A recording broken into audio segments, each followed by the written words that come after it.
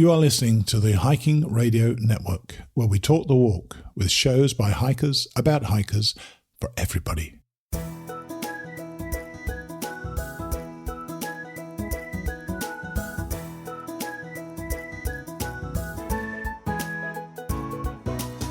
Mighty Blue on the Appalachian Trail, the ultimate midlife crisis. Join Steve and his guests every week as he staggers from Georgia to Maine.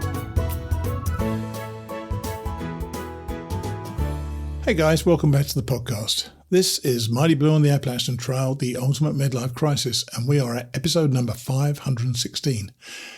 You may recall that when I chose hikers to represent the Mighty Blue class of 2025, I'd already chosen Beth as the woman I wanted to follow, so I chatted with a bunch of guys before deciding that Dave would be my guy. However, I met so many really good potential guests that I invited them all to come back to me when they were done, finished or not finished, and I'd get their story out there. Well, today we have one of those guys. Galloway Johnson is a young man who had been dreaming of thru-hiking the AT for about 5 years, I think, and at the age of 27, it was his year. As you may have guessed, Galloway made it, and we spoke a couple of weeks back as he told me his story. Galloway will be on in a moment. After Galloway, my accountability blog will reveal a bit of a disappointing week. I'm always a tad hard on myself, so perhaps I'm overreacting to it, but I feel I should have done better. Anyway, it's about my accountability to you, my friends, so maybe you should be the judge. But we'll get into that after we hear from Galloway Johnson, or Clementine. Our guest today is one of the guys who originally applied to be part of the Mighty Blue class of 2025, and I told everybody that I'd love to have them on the show once they return home from the trail, and Galloway Johnson did do that. So, Galloway, how's it going? It's going, got done with the trail, and now we're just trying to get back into the normal routine of what people consider real life. Isn't that funny how people's perspective of real life changes when you've experienced something on the trail? How are you feeling? Yeah. Are you feeling good physically? I'm feeling good physically, yeah. Me and my group, we joked about our bodies probably wouldn't recover until about Christmas. Yeah. But it's been 2 months now. I feel great. So. Oh, really? That's a good thing. Yeah. And when we spoke earlier in the year, before you went, you told me that you're a 27-year-old New Hampshire native and that you've been dreaming about doing the trail for 5 years. So at a time when you should have been going with college girls all the time and having as good, getting drunk all the time, you decided the trail was the thing for you. What was the attraction? Just something different. When COVID hit, kind of just put things into perspective that things can change pretty quickly. Oh, yeah. And I know a lot of people wait until they're retired to do the trail, and that I just didn't want to wait 40, 45 years or, however long. Yeah. I just wanted to do it as soon as possible, and so I just got it done. A lot of the youngsters I met on the trail, and this sounds terribly patronising, sorry to call you a youngster, but you know what I mean. Compared to me, you are definitely a youngster. Yeah. So a lot of the people I met on the trail, I said to them, I hope you're going to put this on your resume. And quite a few of them said no. They didn't think it would show, a commitment to work or something. Are you going to put it in your resume? I have, yeah. Good, right. Yeah. Quite right too. I didn't. I applied for a job without it on my resume, and then I've heard you say that a few times on this podcast, and I was like, man, why not? Kind of just something fun, I guess. I don't know. Yeah. Did you get the job? Did you get the job? No. No. Oh, well. Yeah. They didn't say it's because you hiked the Appalachian Trail, obviously, though. No. What were you working at before you left to do the trail? I was a screen printer, so I was printing T-shirts, and started there when I was in high school. Right. Worked there for just about 11 years. Oh, right. So good job. I liked working for a small business. I liked the people I worked with, and I got time off when I wanted it, up to like a month at a time. Right. So when you actually decided you wanted to go on this trip, did you tell them, or did you quit, or what did you have to do? I gave them about 2 months notice. Right. I left in February. I told them when we got back from Christmas vacation, and they said I could come back if I wanted to. Right. But I decided it's probably run its course. Oh, really? Probably time for something new. Yeah. Is that since you've been on trail? Yeah, well, before I left, I was kind of, I talked to my boss about it, and he's like, yeah, you're still young. I understand you want to, it's probably time. Yeah. Well, you know what? Fair enough. There's a time to do things, and you're right. Don't make any friends on the way, any enemies on the way out. You just never know, do you? Yeah. No. And you mentioned that you heard on the podcast, because I know that you became somewhat immersed in our Hiking Radio Network shows, even listening to some of them twice in several cases. Yeah. What were you taking away from them? I listened to RTK. All right. I think I listened to all of those twice. I listened to your 2019 episodes twice. Right. When I was at work, I couldn't stop thinking about it. So like listening to you and I'm spacing on his name. Bruce Mattson. Yeah, Bruce Mattson. Yeah. Listening to you two talk about the trail and while you're on the trail was just like the best. Like it put me out there, and I could like just kind of do my job while just kind of my mind went somewhere else. Well, I've been told before that one of my most popular episodes was the day I walked up Katahdin, and it pissed me off at the time because I didn't, the quality of the sound was terrible, and people have said to me it didn't matter. Mm-hmm. We could hear the ground underfoot, and it kind of took us there, which is such a great, lovely thing. And now you've experienced that yourself, so I think it's fabulous. But let's head back to Springer on March the 7th this year. Take me back to that first day, standing at Amicalola with your dad. What was running through your head as he drove away from Springer? I was not in a good mood. I was just like, so we got to Amicalola on the 6th, March 6th. Right. And I like checked in. Me and my dad like went to the arch, did the stairs. And then we stayed the night at... They're endless, aren't they, by the way? The stairs? Those bloody stairs. Oh, my God. Stairs just kept going and going. Yeah. That was my first, oh, boy. What am I getting myself into? This isn't even the trail yet. Yeah. So anyways, we did the stairs and all that stuff on the 6th. And then I did the approach trail on the 7th. And I just remember the entire time on the approach trail, I was just like walking to say goodbye to my dad, who like me and him do everything together pretty much. Like we've been to Vietnam together a couple times. Like we go on road trips all the time together. So it was weird. That's a bit of a road trip to Vietnam. Yeah. So I was just in my head about like this, I'm going to do it without him. And I don't really want to. Was there an option? Was there an option for him to do it, or was he? Is he? I suppose he still works, doesn't he? Yeah, he doesn't want to do it. Oh, he didn't want to do it. Okay. He's It's funny. His buddy's talking to him about doing the long trail in the next couple of years. But anyways, he didn't want to do it, and I didn't really want him to do it. I guess like everybody was like, "Who are you going with?" And I was like, "Nobody. Like this is me. This is for me to explore and kind of find myself, I guess." But the first couple of days, they just weren't good.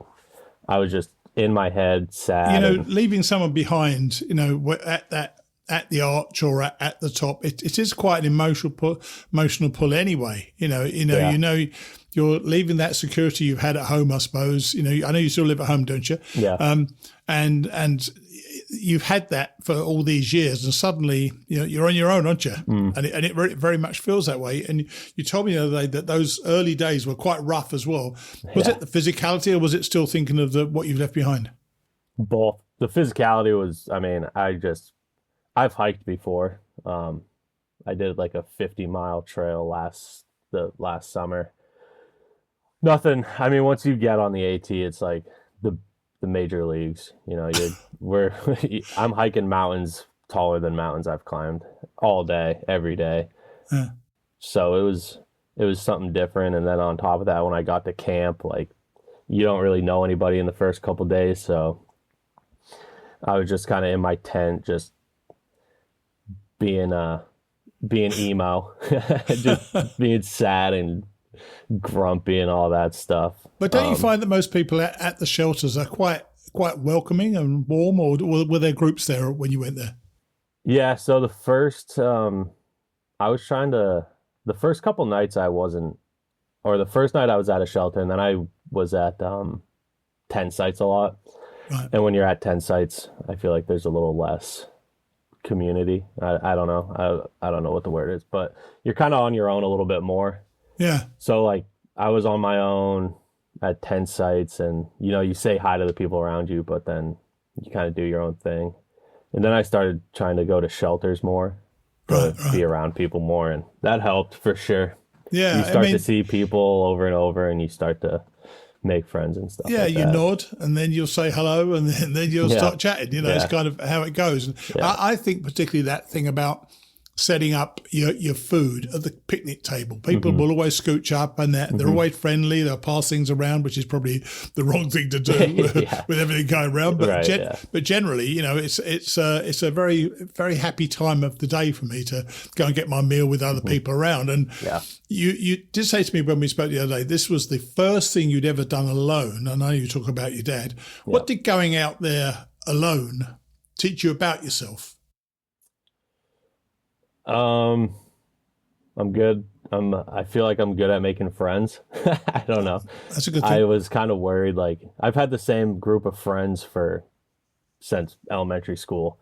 Oh, really? So I was kind of like worried that like, am I good at making friends, or do I just have the same friends like because we've just been friends? My brain is weird. I think about weird stuff like that. So I was like worried about it. And then you go out there and you realize you have so much in common with these people just right off the bat, because you're out there doing something nutty. And I tell people like the craziest thing in the trail that I wasn't expecting is how quickly you become friends with these people. Absolutely. Like one of the best days I had was a 0 day in Gatlinburg. I was hanging out with a guy that I had met like 2 days ago. Yeah. And I had to remind myself a couple of times, like, I don't even know these people. But they feel like they're your best friends. Because you've got a common goal, haven't you? Yeah. And I really think that is it, because you have this common goal. It's not competitive. If that person finishes ahead of you in Katahdin, he doesn't beat you. He just gets there first. So what? It's not a race. Yeah. So that whole thing about where you're going, you're both pointing at the same place. You both know the odds are against you, which is another interesting thing. Yeah.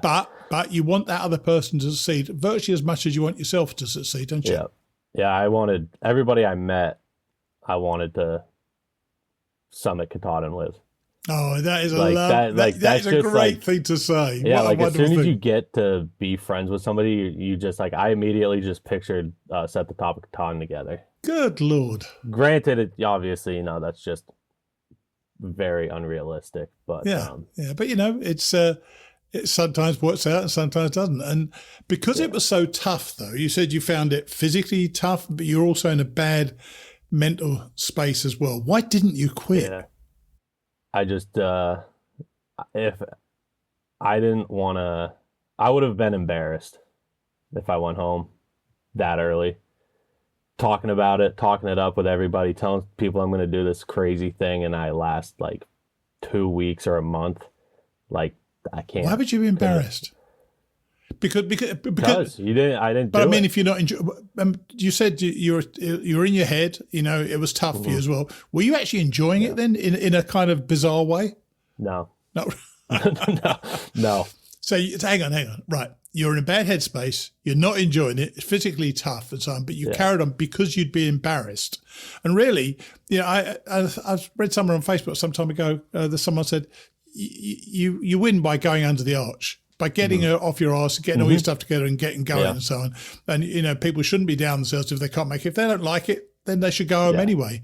But you just kept going, and you referred to this 0 day in Gatlinburg that changed things. Mm-hmm. What was it about that day that flipped the switch?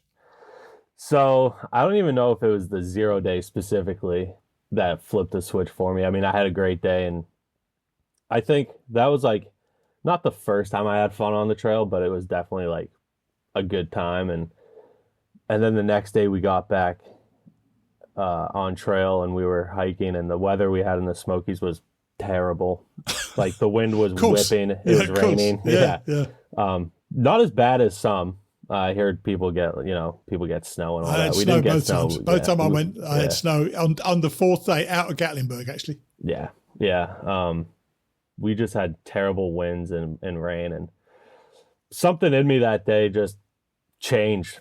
I was like, stop being sad, stop being a loser mentally, and like we're gonna do this one way or the other, so you might as well just have fun. And that was when I was like, all right, I'm gonna do this, unless something happens, like an injury or something, or something back at home. But I was like, I'm gonna do this. That was the day that everything kind of mentally changed, where I was like, all right, we're in it, we're doing it, and that's just how it's gonna be. Because you said after the Smokers, you told me that you were flying. What did flying look like for you on trail? Was it pace, confidence, or just the mindset, or all three? Pace. I felt that was the first time where I was like, oh, maybe trail legs kind of are a thing. They definitely are, yeah. No question. I mean, I never felt like, I was always complaining. I was like, I don't know when I'm going to get my trail legs. I'd be in like New Hampshire and stuff like that. Yeah. But that's kind of when I felt like, oh, I can, I'm doing 15-mile days, and I could do more if I wanted to, taking less breaks, going faster up hills. And I don't know, that one day everything just clicked. It is a wonderful thing, though, isn't it? Yeah. It's that feeling that you can do it. And by the way, I didn't ask you this, but you come from New Hampshire, as I say, you mentioned before. Had you done much hiking in New Hampshire around the Whites and stuff like that as a shakedown? None in the Whites. None in the Whites. Never. I've driven through the Whites a million times, but never hiked. It's not quite the same thing, by the way. Yeah, no, it's a lot easier to drive. Yeah, definitely. Yeah, I never hiked in the Whites. That's what everybody. Whenever I told someone I was from New Hampshire, they're like, "Oh, so you've been in the Whites?" I was like, "No." It's driven through, but not. I live like 2.5 hours from the Whites, so it's not exactly in my backyard. But as one person said, 2.5 hours is pretty close, all things considered. So that's not an excuse. Yeah, I was like, right, I guess it's not. But well, at the back of my car, underneath the trunk, I put a sticker. This car drove up Mount Washington. I did it a couple of weeks ago. Yeah. Oh my God, that is a perilous climb as well. Yeah, I mean, I've never done the drive. Well, I've taken the train. Try it. Try the drive. It's quite airy, I tell you. It's quite quite lively. I was joking that I have to drive a car up there to complete the Washington Triple Crown. You should hike it, train, and car. Definitely do that. So when did you pick up the trail name of Clementine, and why? I picked it up at Partnership Shelter. Is that the one you get the pizzas at? It certainly is, yeah. Yeah. I got it there. I was getting like a lot of trail names that I just didn't really like. And give us a choice. What choices do you have? Somebody said left field, because I just say things out of left field a lot. Right. That came up at Fontana, at the Fontana Hilton. Shotgun, because I shotgunned a beer. They told me I could have it. I could like have a beer if I shotgunned it, so I did. And they're like, your name should be Shotgun. I was like, well, you told me to do it. Yeah. So like, I wouldn't have just done that on my own, but I didn't want it to be either of those. I kind of liked them at first, just because whenever you hear it, you're like, oh yeah, trail names are cool. But I don't know, they just didn't feel right. And then when the guy said Clementine, at that point I was like, we were into Virginia. It was like, now looking back, it wasn't that far into the trail, but it felt like I'm never going to get a trail name. And so I just went with it, because I was carrying Clementines. I would buy like the 5-pound bags and carry them, pass them out to people. Good idea. Nice idea. And so the guy, Hot Tamale, he just said, why don't we just call you Clementine? I thought it was kind of funny. Nice one. I'm, bigger. You're going to be Clementine forever now. And people will think of you. They'll think of Clementine. They won't think of Galloway at all. And as we all do, you drifted in and out of other hikers' hikes, because that's kind of what happens on trail. But you eventually found a tramley after Chestnut Knob Shelter near Burt's Garden. How was that switch going from a solo hiker to being part of a team? Were you ready for it?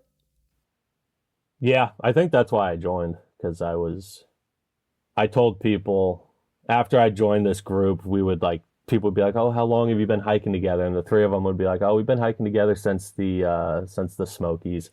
And I'd be like, yeah, I'm kind of like a side character that just kind of came in and out of the TV show of their lives, and then cameo appearances. Yeah, and then eventually I became a main cast member. But I wanted to kind of do my own thing for a while, just to do my own thing. I mean, that's why I went out there. And then eventually we just kept running into each other, and I was like, I like these people. We're obviously doing the same pace. Sure. So feels right. Let's just it stick just with feels them. right sometimes, doesn't it? Mm-hmm. And sometimes it really doesn't feel right as well. Someone wants to hike with you, you think, I just can't do that, you know. Yeah. So it worked out. And actually going back to where you've been a bit unhappier before, obviously the smokage, you told me that the trail pissed you off. What was actually pissing you off? On the AT, they have a way of making everything go uphill. Good Lord. Yeah, it was whichever way you go, northbound or southbound, it's always uphill. Yeah. So I was going into Dix Creek Gap to get the shuttle into Hiawassee, and I was worried that I wasn't going to get there in time for the last shuttle, and I was kind of like, oh, well, I'm going down into a gap. That means I should be going downhill. Oh, yeah. Is what you would think. I didn't know the AT at the time has a way of making you go uphill even when you're supposed to be going downhill. Yeah, funny that. So I was just like, my blood was boiling that day. And that was another day in my head. I was like, I'm going to finish this trail just to spite it. The trail doesn't give a crap, does it? What you think or what your spite is at all. Yeah, no, that was for me. I'm just a stubborn guy. I didn't realize, by the way, that you're a redhead, aren't you? No. You look it from this picture here. Yeah, so when my beard has red in it, when it gets longer, but then like... Oh, right. No, not so much. Oh, that's interesting. Yeah, it's like brown. Yeah, well, listeners can't see that, but I thought that might be part of the anger, the red mist. But you on the trail, and I didn't know this before when we spoke before, that when we spoke a couple of months before you went, you dropped 60 pounds from 290 to 230. I mean, I was a big guy when I went, but you're about 45, 50 pounds more than I was then. Did you drop a lot of weight early? Because I lost 40 pounds in the first 5 weeks. I actually dropped it like pretty gradually. All right, nice. Like I think I was down, well, maybe not. I was down 30 pounds by Hot Springs. So that was pretty quick, and then 30 pounds over the rest of the hike. And did that physical progress motivate you? Because it must have made the hike easier for you. It did for me, certainly. Losing weight, I lost the weight of my pack, basically. I was walking without a pack back then. Yeah, I mean, I definitely thought of that. Like, I lost 2 backpacks worth of weight, Like we said on the call, the other day, you got to add 35 pounds to your body weight, and that's like what you're trudging up a mountain. So like 320 something, 325, and by the end of it I was at like 260 total with body weight and backpack. And not only is like you're not only losing weight from your body, but as you go you lose things from your backpack too. So by the end you're feeling pretty light. Yeah, I'm sure. But then somewhere in New York, your body started breaking down. Did you quickly realize you had a problem? And what did that do to your morale? It didn't do much to my morale because I was already at a pretty low point again. Me and my crew, when we got to the 4-month mark, we were like, I get it. I understand. I think I've gotten what I can get from this trail. I just want to go home. I think we were kind of all in the same boat of like, 4 months is enough to kind of get the picture of what we're doing out here. Of course, when you're 4 months in, you got to keep going. Of course. I'm not just going to call it quits because I don't want to be there anymore. But so I was already kind of like, I want to be done. Right. And then I just had like issues, and the issues just started to snowball into me not being able to hike more than 15 minutes without having to take a break. And as you know, when you're in New York, you're probably at the peak of your physical ability, and it's not hard terrain either. No, that's right. Like the whites haven't broken you down, and you've been hiking for 1,600 miles or whatever it is. So I should have been flying, and I wasn't.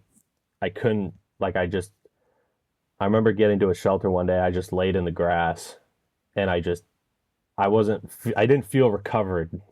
I just felt tired the entire day. And then the next day, same thing. I mean, the obvious thought is Lyme, isn't it, I suppose? Yeah. No, I definitely thought that. So I went to an urgent care, got blood work. And then they put me on doxycycline, however you say it. Yeah. And it tells you not to be in the sun.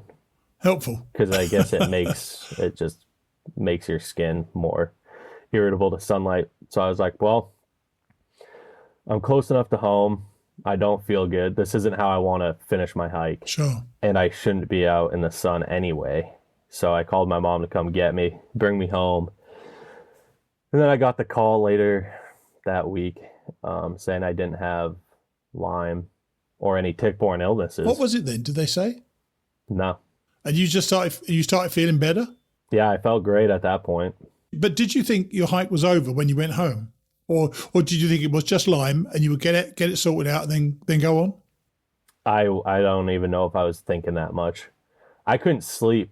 Like, I wasn't sleeping at all. My neck was like so stiff. Like, I couldn't turn my head at all. Wow. And so like I wasn't even thinking about the hike. So I guess, yeah, there was a part of me that was like, if this doesn't figure itself out, then I'm not going to finish. By that stage, you wouldn't have been embarrassed, though. You would have been out there long enough now I have a reason. Yeah, that's right, yeah. Yeah. But you came back, having taken 10 days off, and your traveling, though, of course, was then about 10 days ahead. You had choices. You could have found a whole new bunch of people, but you decided, which is crazy to me, decided to catch them up. How on earth did you do that? Yeah, so I kind of did the math, and the two girls I was hiking with, they were really good at doing schedules, and they would always send the schedule they made to the group chat. That way we know. I mean, they would send the schedule to the group chat, and every time we were in the store, I'd go up to one of them and be like, how many days do I need to resupply for? They'd be like, we sent you the schedule, just read it. I'm like, okay. So I was terrible at reading them, but they always made the schedule, so I knew where they were going to be or what day they were going to be in Hanover, New Hampshire. Right. And I did the math. I was like, if I average 19 and a half miles a day, wow, I'll be able to catch them in Hanover. So they were slowing down, not like doing, like a week of zeros, but they were doing 10 to 12, 13 miles a day. Right. And I was like, well, I don't want to waste their time by not catching up to them when they're slowing down to let me catch up. So I just put my head down and didn't catch them in Hanover, but caught them right before Moose Lock. Nice. Good place to catch them as well. For about a great month. Place. For about a month straight, I was averaging like 18 and a half. Oh, dear. No, did you take zeros yourself in that month? I think I took one. Wow. Yeah. And that must have been really special, by the way, to catch up with your tramley again. Yeah, it was good. Probably quite emotional, I would think. It was seeing them all there together. Yeah, it was nice. Just before the white start right. as well. Did the trail feel different after the break at home? Or were you different? Because that determination must have come from somewhere. Yeah, the first couple of days out were kind of weird because I was like, I don't know how much I should push myself. I don't know. Like, it was just weird. It was different. Like, I didn't have anybody to hike with. Sure. So I was kind of just back to early on when I was kind of doing my own thing. And it took a couple days to kind of get in the rhythm of it. And what was your mindset like? Get up and do miles. That's good. You know what? Funny enough, having a goal to do something to do is a really good motivator anyway, isn't it? So you had that and you were going to chase it. But while you were chasing your family, you met a bear in Connecticut, didn't you? Yeah. Tell us about that. Yeah, mama bear. Yeah, bad one. Yeah. So before I tell the story, I'll just tell you, back home, everybody's like, oh, do you have bear spray? All that stuff. I was like, no, black bears are pretty much like raccoons, unless it's a mama bear. Then you possibly have issues. Yeah. So I was walking down the trail and I looked up and I saw this bear standing up pretty tall. Black bears are pretty tall when they're standing up on their hind legs, Yeah. peeking around a tree. And I was like, oh, that's cool. So we kind of just looked at each other for a bit, and then I was like, all right, I got to get going. So you say the, hey bear, clack your poles together, scare it off. It went down onto all fours, started walking away. I was like, all right, that's good. It's walking away. I'll just encourage it to keep going that way. So I said it again, hey bear, clack my poles, louder. And right as I did that, I saw a streak of black out of the corner of my eye. And I look over, and this tree's probably 40, 50 feet away. Right. 3 cubs are scrambling up it. And I'm like, oh, God, that's oh, dear not me. good. Oh, dear me. Yeah. So I look back over at the mama bear. She is turned around and she's back up on her hind legs, looking right at me, started growling, snorting, making all sorts of noise. And I was, everybody tells you, like, don't run. Keep calm. Like if you run, then kind of their predator prey instinct kicks in and they chase you or whatever. Sure. So I was like, all right, let's just walk away from this because I don't want to be a part of this anymore. No, The bear's not happy that I'm here. Sure. And I don't want to be here. And I don't want the bear to get more unhappy that I'm here. So I just walked back up the trail. Gave him some room, and then a mom and a son were hiking, and they kind of walked up, and I told them to just kind of hang out near me for a while because I pissed off a mama bear, and the cubs were up in the tree. So I don't think they believed me for a little while because I was like, oh, if you look up way up in that tree, you can see them. It's just a little black dot, and they were like, okay.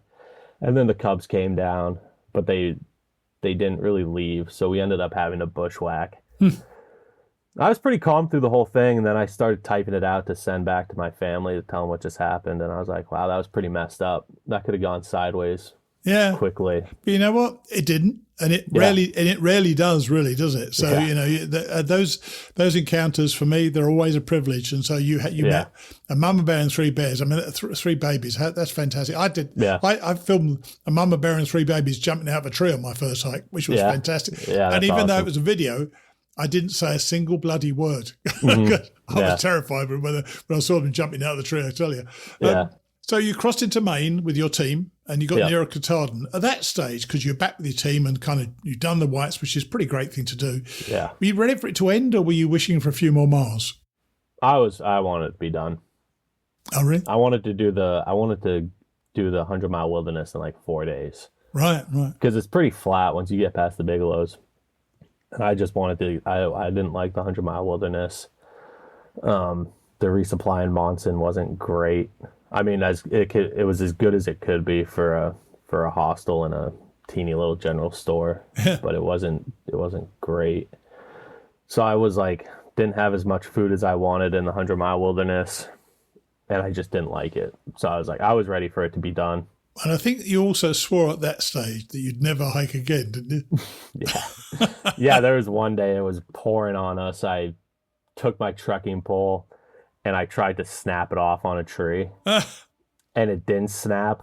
And then like, as I was swinging my arm as hard as I could, like it didn't snap. So then like, I kind of like torqued my elbow or my shoulder in a weird way.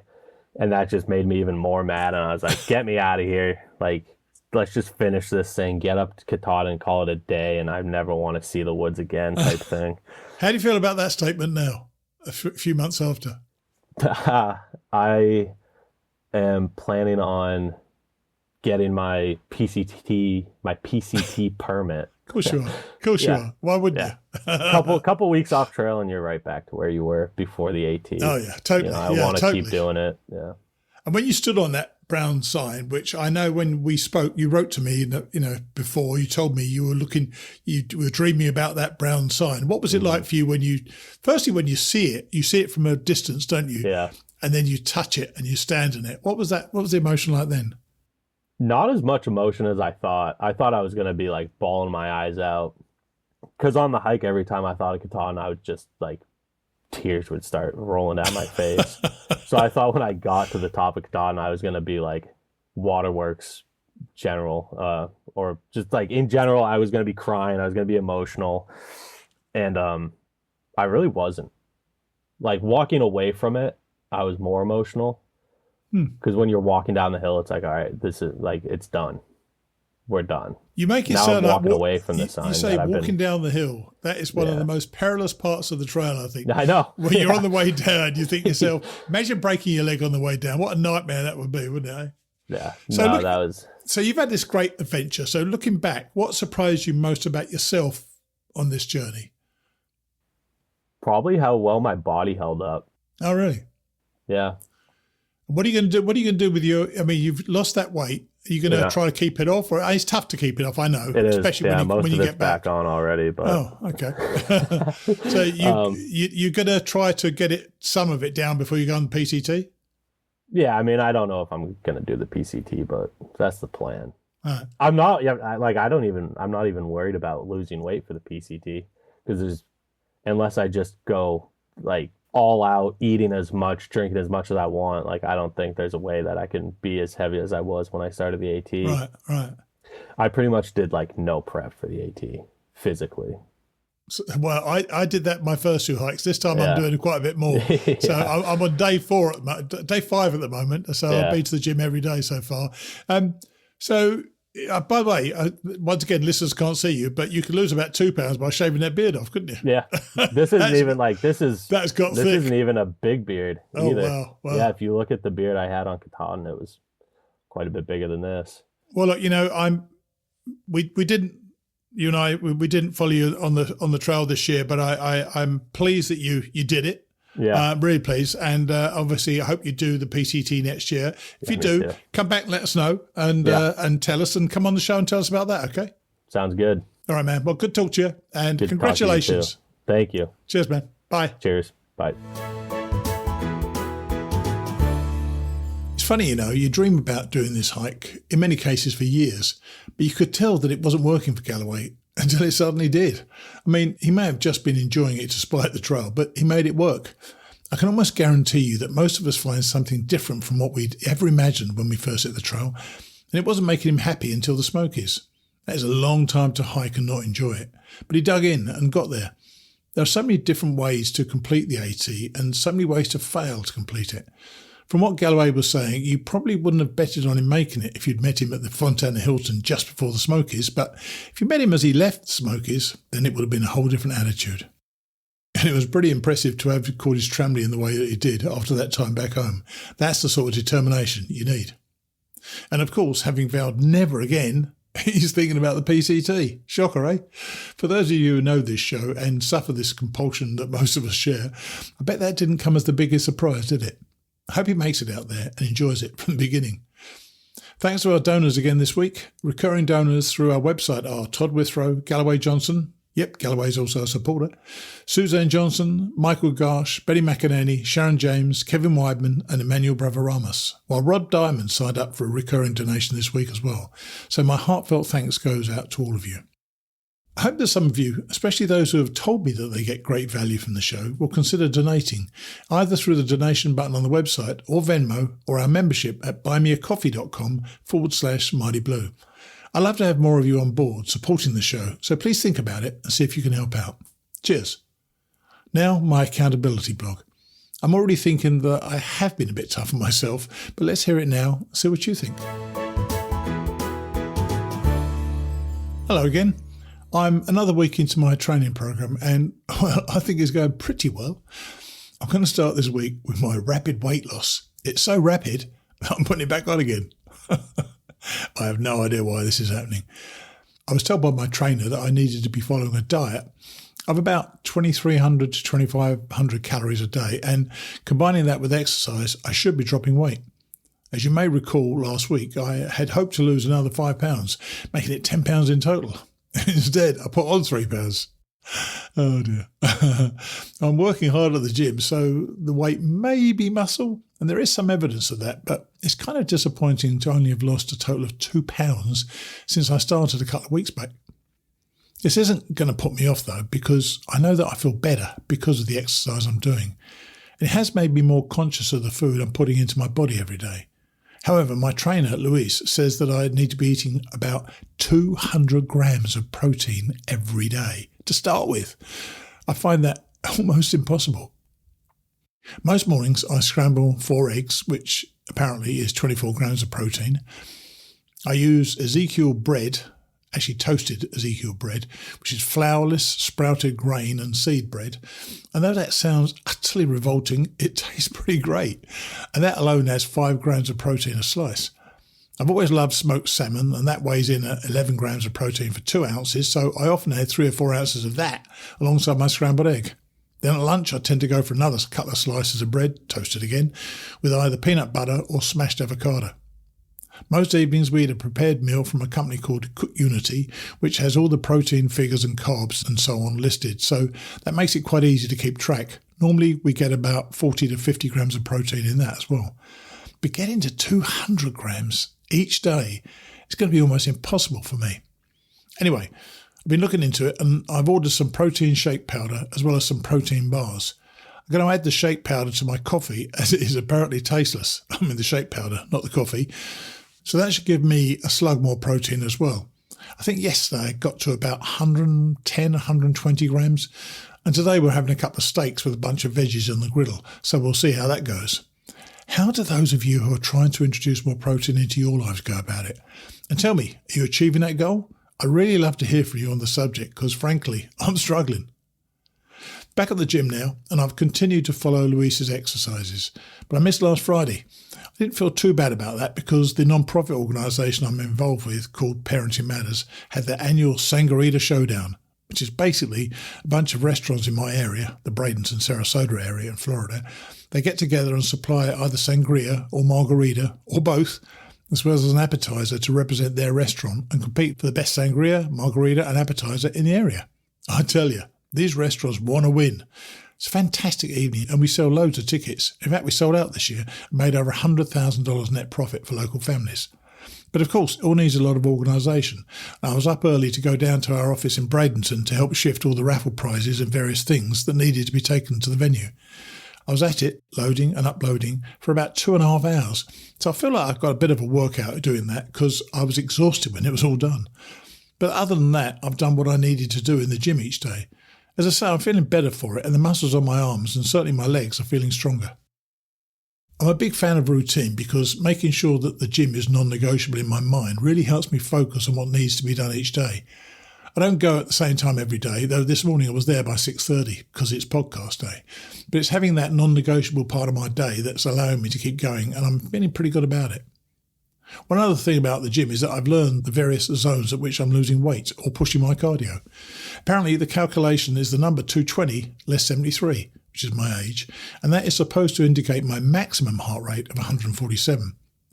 When I hike, it is often in excess of that. What I tend to do is stop when it gets over about, 155, 160, then allow it to sink back down to below 140. And that is scarily close to 147, so I may need to reassess that number going forward. This is particularly so in the early weeks of the Appalachian Trail, as I know I'm going to be struggling up mountains. So that's the gym. Oh, by the way, I may have just thought of why my weight went up this week. The Sangria Showdown. Dana was the designated driver for the evening, so I tested each sangria, each margarita, and each appetiser. So I'd imagine the calories took a bit of a spike.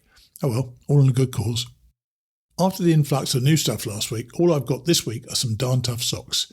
I usually wear a pair of Ninjinji toe socks beneath my darn toughs, so I'll probably be getting a couple of pairs of those in the coming weeks. I keep a packing checklist behind my office door, and I find that helpful as I add things to my new stock. I also forgot to mention that a couple of weeks ago when I was on my road trip with Dana, I bought a set of frog togs from Walmart. People talk about them all the time and say they're really good and they're cheap, so I try them out. I've actually no idea how good or bad they are, but I'll certainly be trying them out before I go. One old piece of gear that I've definitely decided to take is the blue shirt that I wore when I summited Katahdin last time in 2019. I don't think I've ever had a better photograph taken of me in my life. So I love that link back to that hike, and I have it in my mind that I want to summit with it once more. I'll obviously take another shirt as well, but I haven't chosen that one yet. I'd like to thank all of you for the encouragement you've been offering since I announced that I was going again. It has been so humbling to hear from you, and the genuine excitement many of you seem to have that this old bloke is lugging his old body up and down mountains between Georgia and Maine one last time. And every note that I get means the world to me. Remember, if I'm anywhere near you, and if you're a member of a hiking club or even a bunch of friends who like to get together and talk about hiking, I'd happily come off trail and meet up with you to swap hiking stories and let you all know how the hike is going.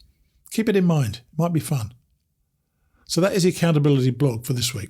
I just hope I can report a little bit of weight loss next week because this is getting a little bit depressing. Cheers. Anything that comes up in this self-examination blog is fair game for any comments.